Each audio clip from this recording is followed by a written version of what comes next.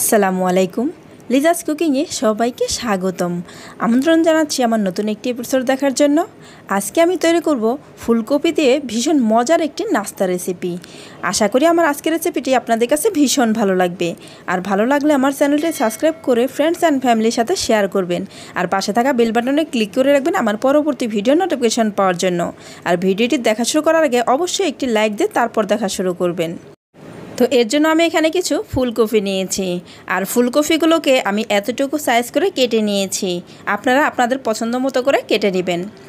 এবার এই ফুলকপিগুলোকে আমি একটি গ্রেটারের সাহায্যে গ্রেট করে নিচ্ছি।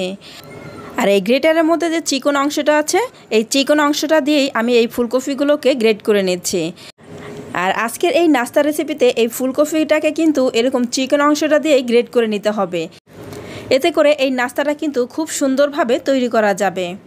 তো আমি সবগুলো ফুলকপি কিন্তু এইভাবেই গ্রেট করে নিচ্ছি। ফুলকপিগুলো কিন্তু গ্রেট করে নেওয়া হয়ে গেছে। এভাবে গ্রেটার দিয়ে গ্রেট করে নেওয়ার ফলে ফুলকপির মধ্যে কোনো বড় বড় দানা থাকবে না। আর এই নাস্তাটা তৈরি করার জন্য অবশ্যই কিন্তু এভাবে গ্রেট করে নিতে হবে। এবার এটাকে সরিয়ে একটি মিক্সিং বল নিয়ে নিলাম। আর এই মিক্সিং বলের মধ্যে আমি এই ফুলকপিগুলো নিয়ে নিচ্ছি। এতে করে আমি এগুলোকে খুব ভালোভাবে মিক্স করে নিতে পারবো। এবার এখানে অ্যাড করে দিচ্ছি 1/3 কাপ পেঁয়াজ কুচি। পেঁয়াজগুলোকে একটু মিহি কুচি করে নিতে হবে। এবার এখানে অ্যাড করে দিচ্ছি কাঁচামরিচ কুচি। আর কাঁচামরিচের ঝালটা আপনারা আপনাদের পছন্দ মতো দিয়ে দেবেন। আমি এখানে 4-5টি নিয়ে নিয়েছি। আর অ্যাড করে দিলাম স্বাদ মতো লবণ। মরিচের গুঁড়া দিয়ে দিলাম 1/2 চা চামচ। হলুদের গুঁড়া দিয়ে দিলাম 1/4 চা চামচ। ধনিয়ার গুঁড়া দিয়ে দিলাম 1/2 চা চামচ। জিরার গুঁড়া দিয়ে দিচ্ছি 1/2 চা চামচ।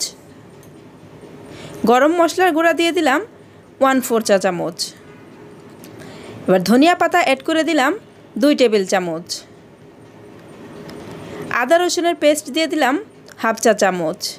এবার এইগুলোকে আমি খুব ভালো করে হাত দিয়ে মিক্স করে নিচ্ছি। আর এই কাজটা কিন্তু অবশ্যই হাত দিয়ে করতে হবে, কোনো প্রকার ব্যাটার দিয়ে কিন্তু করা যাবে না। ভালো করে মিশিয়ে নেওয়ার পর এবার এখানে নিয়েছি আমি 1 কাপ পরিমাণ বেসন। আর এই বেসনটা দিয়ে আমি এটাকে খুব ভালো করে মিক্স করে নিচ্ছি।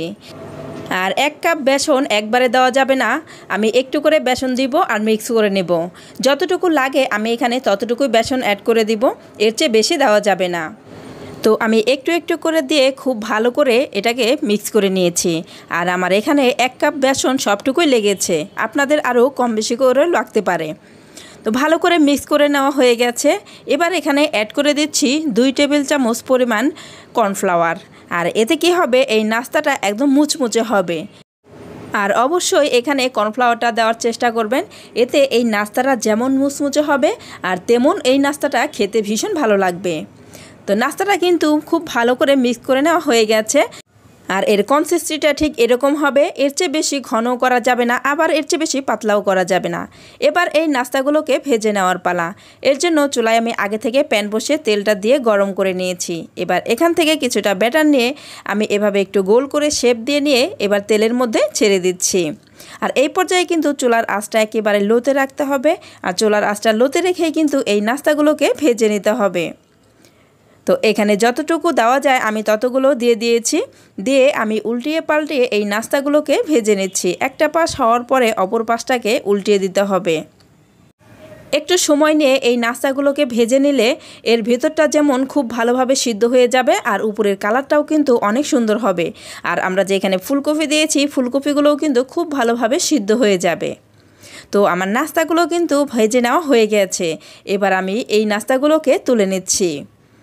তেল থেকে তুলে এভাবে একটু রেখে দিলে কিন্তু তেলটা খুব সুন্দরভাবে ঝরে যায়। তেলটা ঝরিয়ে নিয়ে আমি একটি টিস্যুর উপরে তুলে নিচ্ছি। এতে নাস্তার গায়ে যদি কোনো তেল থাকে সেই তেলটা শুষে নিয়ে যাবে। তো ফ্রেন্ডস, যারা এই পর্যন্ত আমার ভিডিওটি দেখছেন অথচ লাইক দেন নাই, তারা প্লিজ একটি লাইক দিয়ে দেবেন। আর যারা এখনও আমার চ্যানেলটি সাবস্ক্রাইব করেন নাই, তারা প্লিজ আমার চ্যানেলটি সাবস্ক্রাইব করে দেবেন। এবার আমি বাকি নাস্তাগুলোও এভাবে দিয়ে দিচ্ছি। এই শীতে এই ফুলকপি দিয়ে এরকম একটি নাস্তা রেসিপি তৈরি করে একবার হলেও খেয়ে দেখবেন। আমার বিশ্বাস আপনাদের কাছে কিন্তু ভীষণ ভালো লাগবে।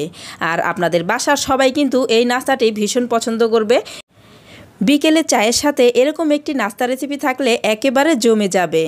আর অসাধারণ লাগে এই নাস্তাটি খেতে, একবার হলেও ট্রাই করবেন। তো নাস্তাগুলোর একটা পাশ হওয়ার পর অপর পাশটাকে উল্টে দিয়েছি আর এভাবে উল্টিয়ে পাল্টিয়ে আমি নাস্তাগুলোকে ভেজে নিচ্ছি। আর নাস্তাগুলো থেকে কিন্তু খুব সুন্দর একটা কালার চলে আসছে। এই নাস্তাগুলোও কিন্তু আমার হয়ে গিয়েছে। আর এইবার এই নাস্তাগুলোকেও আমি তেল থেকে তুলে নিচ্ছি। আর এই নাস্তাগুলোতে কিন্তু আমি কর্নফ্লাওয়ার দিয়েছি, সেজন্য এই নাস্তাগুলো কিন্তু 1 সপ্তাহ পর্যন্ত ঘরে রেখে খেতে পারবেন, একদম মুচমুচে থাকবে। আর নাস্তাগুলো কিন্তু আমি সবগুলো তেল থেকে তুলে নিচ্ছি আর একটু কাছ থেকে দেখিয়ে দিচ্ছি আমার এই নাস্তাগুলোর কালারটা ঠিক কেমন হয়েছে। আর আমি আজকের এই নাস্তাগুলো কিন্তু একদম সহজ করে দেখানোর চেষ্টা করেছি, সবাই কিন্তু এই নাস্তাটি তৈরি করতে পারবেন। তো নাস্তাগুলো কিন্তু সার্ভ করে নিয়েছি। তো ফ্রেন্ডস, আমার আজকের রেসিপিটি আপনাদের কাছে কেমন লেগেছে অবশ্যই আমাকে কমেন্ট করে জানাবেন। আর যারা একেবারে নতুন রাঁধুনি, আশা করি আমার আজকের রেসিপিটি তাদের কাজে আসবে। আর যারা ফুলকপি দিয়ে একবারও এই নাস্তাটি তৈরি করে খেয়ে দেখেন নাই, তারা একবার হলেও এই নাস্তাটি তৈরি করে খেয়ে দেখবেন, আমার বিশ্বাস আপনাদের কাছে ভীষণ ভালো লাগবে। তো আজ এই পর্যন্তই, পরবর্তী পর্বে আবার দেখা হবে। সবাই ভালো থাকবেন, আল্লাহ হাফেজ।